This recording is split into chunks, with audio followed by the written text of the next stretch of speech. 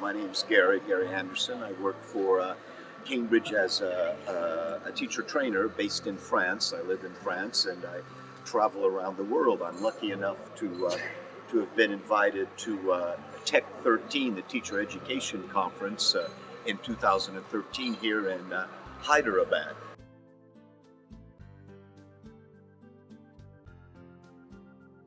I must say the Indian context for an outsider is very difficult to understand really after just a couple of days. But one thing I think I've picked up is that it's very diverse, a diverse environment, as the conference theme says. In some situations it seems English, of course, is one of the national languages for India.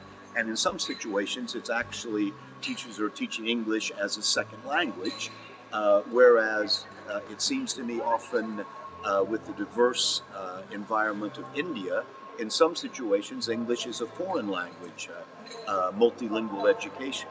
So that's sort of an overview that I've got. Now that's the big picture, the macro picture. The micro picture is, that's come up a lot in the conference, is that even a classroom, an individual classroom, is a diverse environment and a different context between every teacher and their learners, okay? So that's sort of an overview of the conference.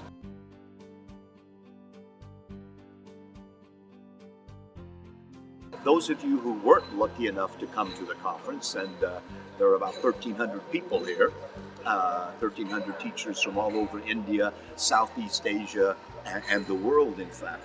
Those of you who weren't lucky enough to attend the conference, one thing that's come up a lot is continuing professional development.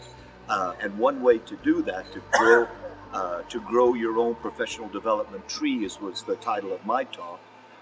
One way to do that, of course, is coming to conferences, national conferences, international conferences, local conferences, mini conferences, conferences in your school.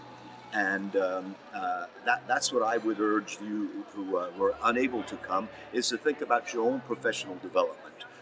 Reading materials, talking with colleagues, going online, reading blogs, and perhaps have a look at something called the Cambridge English Teacher, which is a professional development site by Cambridge English, that you can do a lot of things online.